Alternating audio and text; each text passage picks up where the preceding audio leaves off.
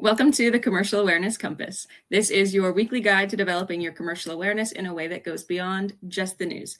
Each week, we focus on one major news story and we break it down for you at 3 levels: beginner, intermediate, and advanced, to help you build your commercial awareness. I'm Tori. I'm a future trainee solicitor, and I'm joined today by Brendan Collar, legal counsel at TikTok.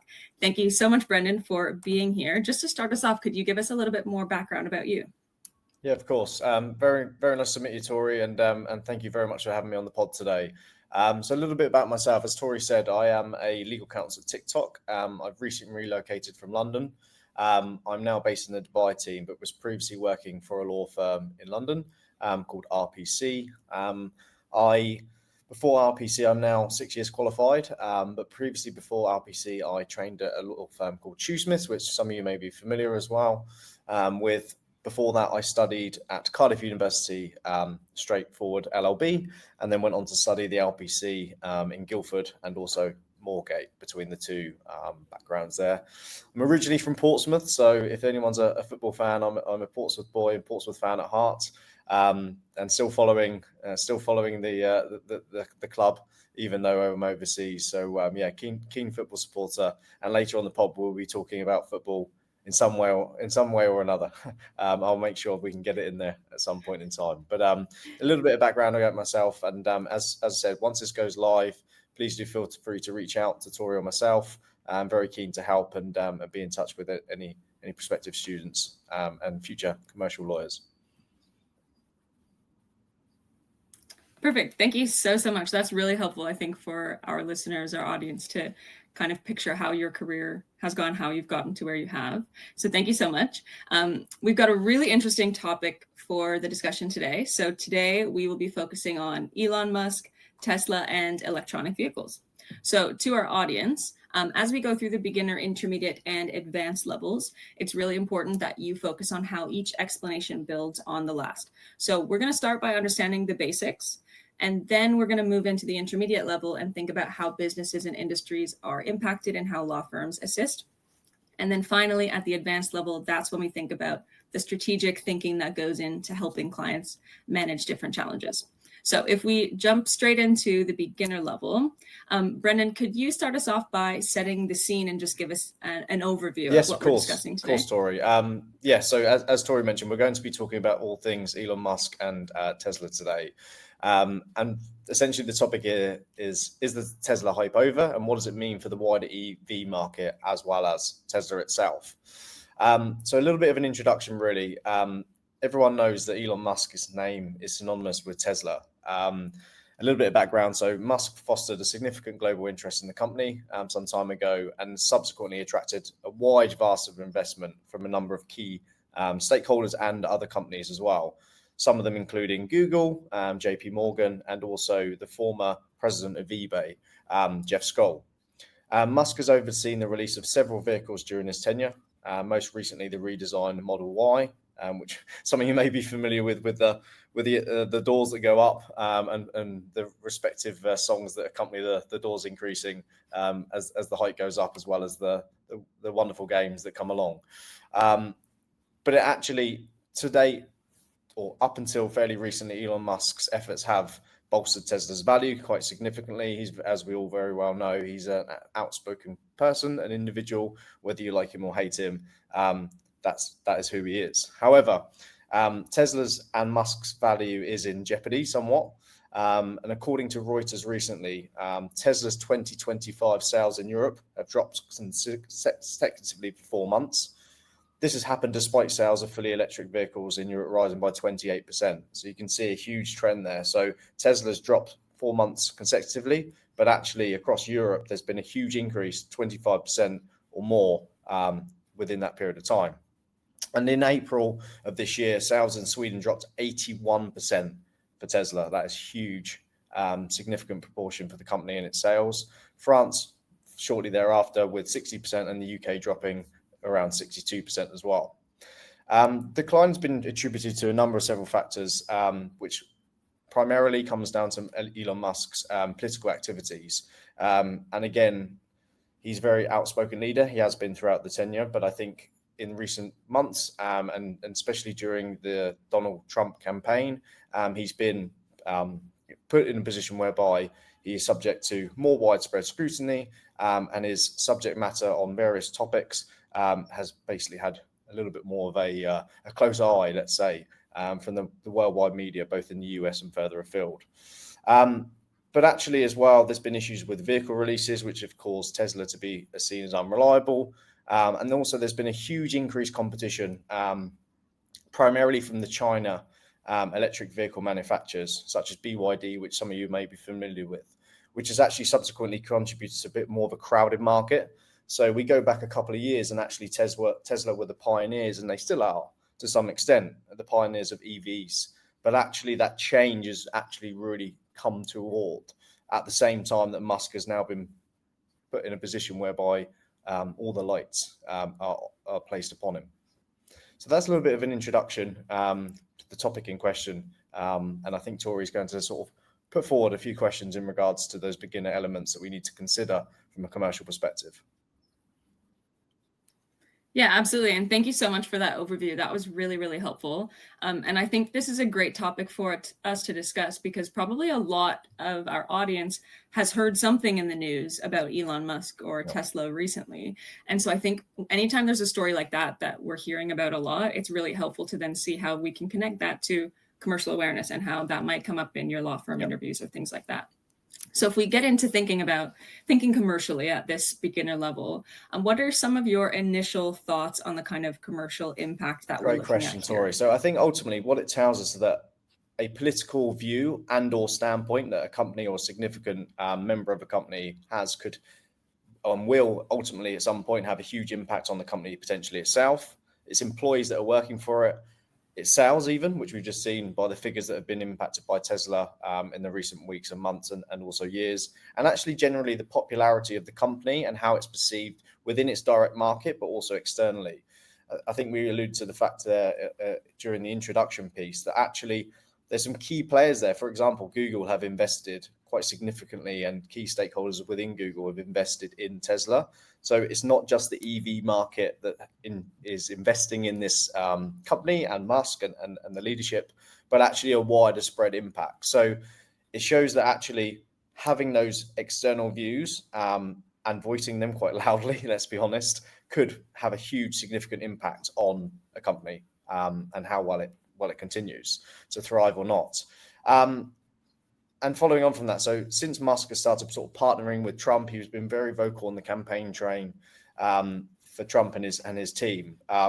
Musk and also as well as Tesla have been viewed differently, whether you like it or not. So initially, depending on what line of politics within the US or wider geopolitical space you fall on, it could have been seen positive or negatively. But it was not that long ago.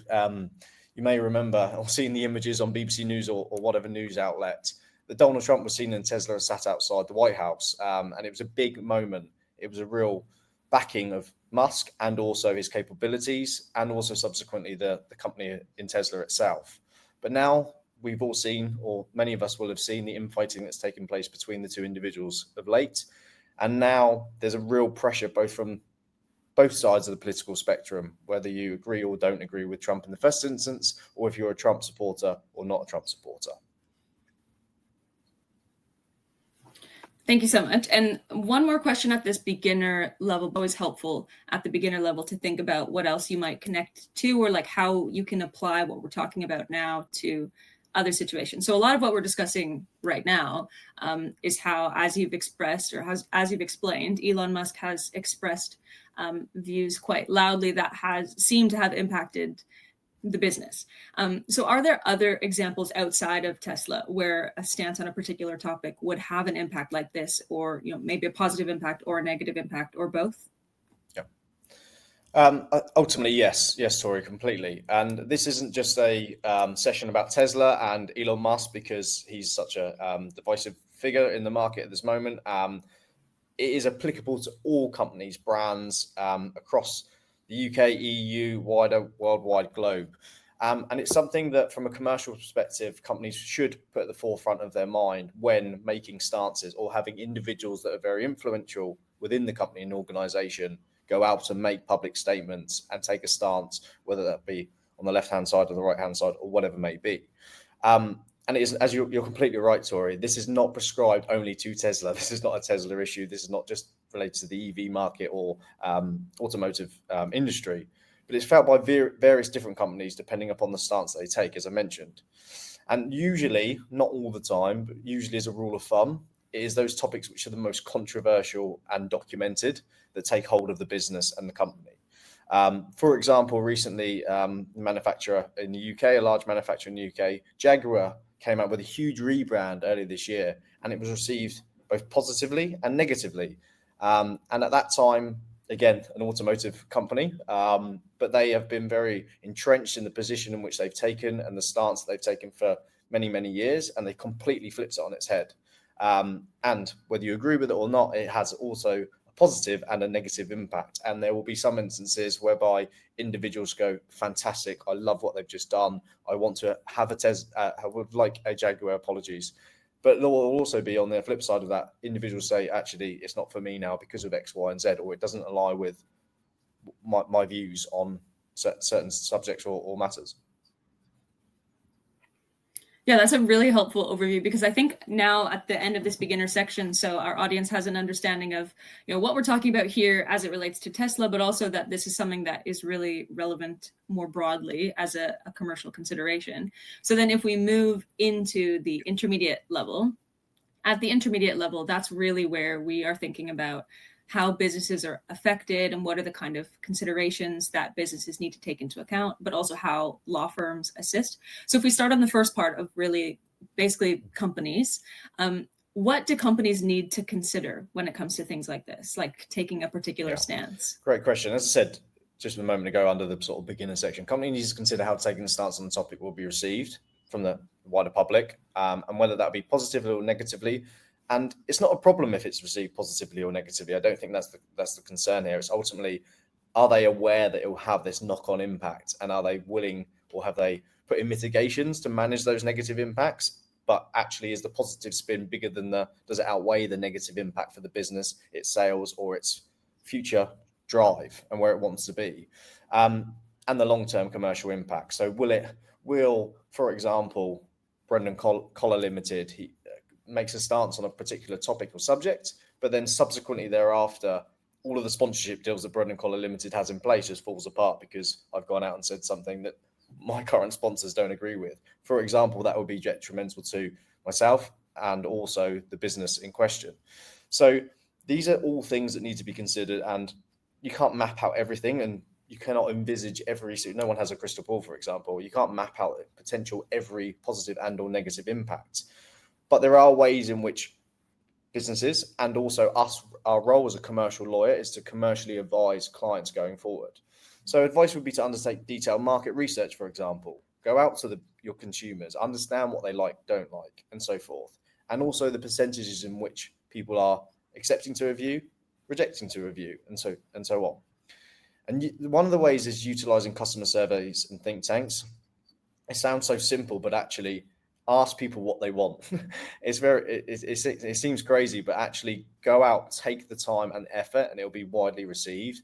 And it's something that during my career so far, advice to clients, and also even asking clients yourself, what do they want? So it could be on two sides of the table, really. So me as a legal advisor, I will ask my clients, what do they want? How would they like a piece of advice bundled up? And it's no different to going out to your consumer and saying, how would you like this product made? Or what works in some ways for the product from your experience, but what actually doesn't. So it sounds really simple, but just clear communication with the client or the consumer will have a huge positive impact on addressing and potentially mitigating some of the backlash that could be received from taking a stance, so forth. And that's not to say that a company can't take a strong stance on a particular topic or subject or without consultation, but it should consider the potential ramifications and be ready to address them as they arise. Thank you. That was a really helpful overview. I think the explanation was particularly useful. The fact that you outlined that even if a particular stance might have a negative impact, it's just something that the company needs to be aware of and prepared to accept, that they just really need to be conscious of that. So because I would have probably assumed that any negative impact is to be avoided. But as you say, it's really just about weighing all of the different factors. I think also at this intermediate level, because a lot of commercial awareness, I think what really assists aspiring lawyers to impress in their interviews is to show that they know what a lawyer really does. So could you say a little bit more about, because right now we're talking about essentially reputation management, and then I guess some other just being proactive and careful. How do lawyers assist businesses in that way? What's the kind of thing that a lawyer would be doing? Great question, Tori. Yeah, so I think, as again, I alluded to that fact earlier on, the clear communication. So the clear communication with the client to work out exactly what the business is trying to achieve. We always work on a initial plan, medium long-term plan, and then long-term plan, and break it down into components and really understand exactly what the motive is behind said change, whether it is commercially viable and whether that commercial need can be achieved by following X, Y, and Z method, but actually whether we can pivot or build in mitigations. And it's our job as a legal advisor to work with the client to guide the business to achieve the end goal. And that end goal can be fairly small, it could be fairly medium, but it could be huge and extremely aspirational. But there needs to be points within that period of time, whether that be a 3-month, a 6-month, a 5-year plan, to really break down each individual component and guide or work with the business and the client themselves to achieve the end goal.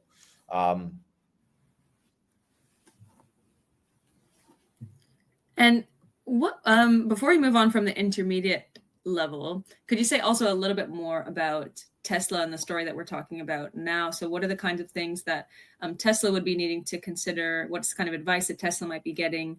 And you mentioned also at the beginning different things about like the rise of Chinese competitors, if you wanted to mention a bit more about that. Yeah, of course. Yeah, 100%. So there's been back to Musk again, man, which we've been talking about, obviously generalized positions in regards to these points, but it's clear that Elon Musk, in particular in regards to Tesla specifically and his political views and the involvement with the US government, has had a huge impact on the company and ultimately whether people have decided to purchase a Tesla or ultimately not. And subsequently, it's had huge ramifications for the company, as we've already discussed. And it's been well documented that individuals going above and beyond the position to boycott Tesla, for example, and even worse, commit crimes, vandalism against EVs made by Tesla specifically. So there's no doubt that the commercial impact and reputational damage has been huge to the company here in question. And actually, the lawyers, or they will definitely be seeking legal advice now. Tesla, no doubt, I would imagine, or maybe not. Maybe Musk has said no. But the role there will be to help the company get back on track. And again, back to clear communication, understanding what's gone wrong, how it can be addressed, and what are the pain points that are, again, short-term, medium-term, and long-term, and how they can be addressed in a efficient and positive way, and how that can be, the coin can be turned to get things back online again. But yeah, that would be my key points. Yeah, thanks so much. It's also really helpful that you identified that there's the short term, medium term, and long term thinking that goes into this. I actually think that really is a good way of bringing us into the advanced level, because the advanced level of commercial awareness, part of that is thinking long term as well. So if we move into the advanced level, so as a reminder to our audience, when you're at this advanced level of commercial awareness, this is where you're really taking a big picture view. So you're stepping back and you're really trying to think long-term, big picture, and think strategically as well. So if we take that kind of view right now, Brendan, based on this story and what we're discussing today, are there any more widespread impacts that we could see, for example, for the EV industry more broadly? Great question, and we'll jump into this and dive into this now. And ultimately, from a commercial viewpoint, you probably look and think, okay, Tesla made the stance. It could have gone positively, negatively. In this instance, purely on sales, it looks like it's been a negative spin for them. But actually, what has it done? Again, positively, negatively to the wider EV market and the industry that is fairly relatively new. So this stance has not only impacted Tesla and Musk's position, but the entire EV market. The reason for that is people's perceptions have shifted. There have been, in some spaces, and is well documented, a reluctance to accept and invest in EVs, entirely with Tesla being one of the leading manufacturers of EVs. As I said earlier on during the pod, Tesla were the pioneer to some extent of EVs. And there's been a little bit in some spaces a reluctancy to engage with EVs, the potential benefits of purchasing an EV. And Tesla have been momental in this space. And when there's a negative impact, it's felt across various areas. And again, commercially, it shows and demonstrates that actually one standpoint in one said area can have such a huge ripple effect. We talk a lot about the ripple effect, and it's something that I would definitely advise aspiring lawyers to get to grips with, and because you'll probably be asked with it during training contract applications and interviews, the ripple effect of making one decision and how that can potentially have knock-on effects across the business. And I don't mean just externally, but also internally, across departmental and so forth. Yeah, that's really interesting to think about as well, the kind of some of the indirect impacts that could be felt. And I think that really being able to identify some of those potential ripple effect consequences really does come with this advanced level of commercial awareness, because you can think about all the different ways that different companies and even industries might be affected. So thank you so much for outlining that. Also at this advanced level, this is when we're thinking strategically. So I think something that is also interesting to consider here is that we've been talking mostly about this situation that seems to be affecting Tesla negatively. But then if we think about entities who are not Tesla, are there certain entities where this development might be positive or might be an opportunity for Yes, them? very much so. And the saying goes in terms of one's downfall is one's opportunities. And that is very true in this instance. So a decrease in sales and popularity for one business opens a door to other opportunities for well-established businesses within that space, but also new and upcoming businesses that are coming in from emerging markets and so forth, to really take advantage and take hold of this market share. So in EV market specifically, because that's what we're talking about here, an increase of Chinese alternatives, as there's been a huge influx.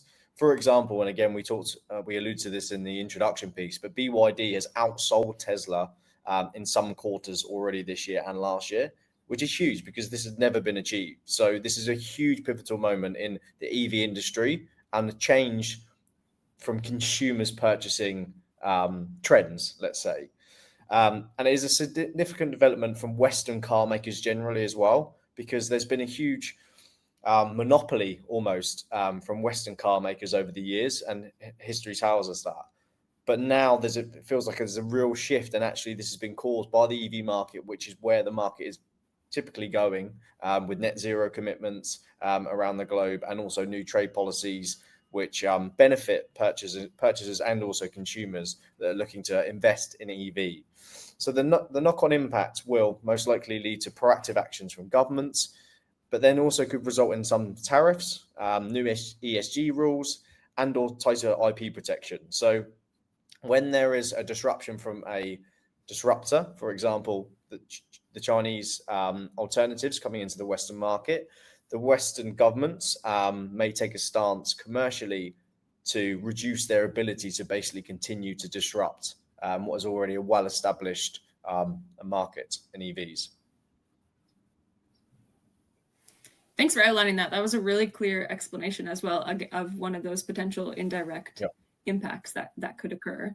And then I have one more question, which is just continuing to take this big picture view for our audience to keep taking these step backs to really look at this more broadly. So we've talked a lot about the commercial impacts and considerations here, but are there any other big notable impacts that we should be considering outside of business?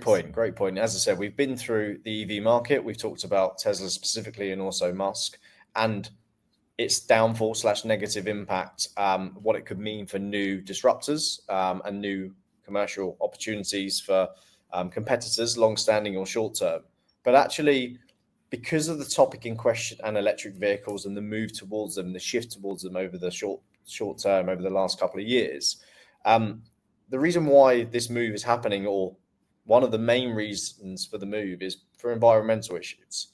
And it really is a drastic stance to take when the sales are reducing so much, but also from the positive side, as you said, Tori, it allows other competitors to come into the market and provide their products, which again, for Tesla is probably negative, but from a positive, and also a Western government that has a lot of tax on Teslas that are making money for them, But at the same time, good, healthy competition is always a good thing from my eyes. And we have to remember that the introductions of electric vehicles was to reduce the world's global footprint.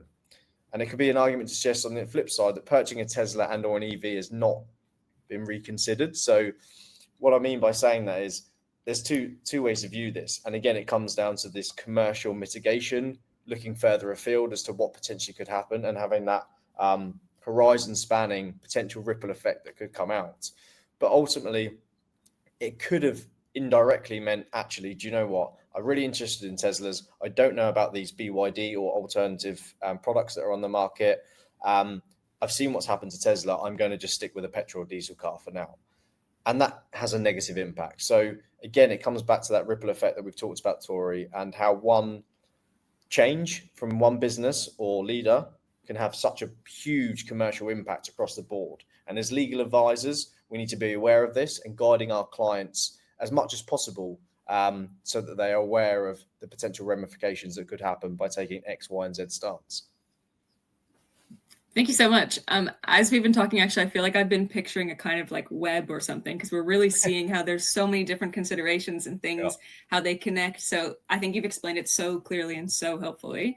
I just wanted to ask, before we conclude, if there was anything that you wanted to say to kind of summarize key takeaways, or even not just about this story, but just kind of commercial awareness generally.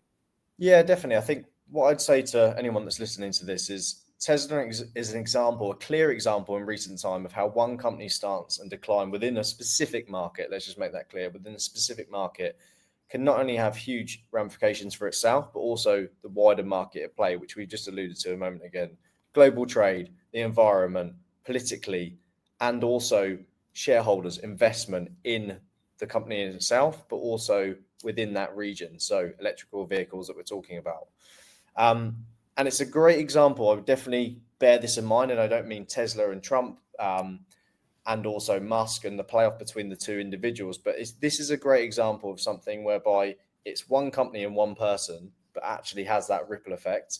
And it's a great example that I would definitely suggest that you consider, not use, but consider in any questions, because I remember during my training contracts interviews and so forth, you always are asked about commercial awareness. What commercial awareness do you have? Or how do you demonstrate or display commercial awareness? And I think this is a good example of commercial awareness, whereby you've got such a small initial piece where we started on earlier in this pod, and now it's actually developed into this beginner, intermediate, and advanced stage.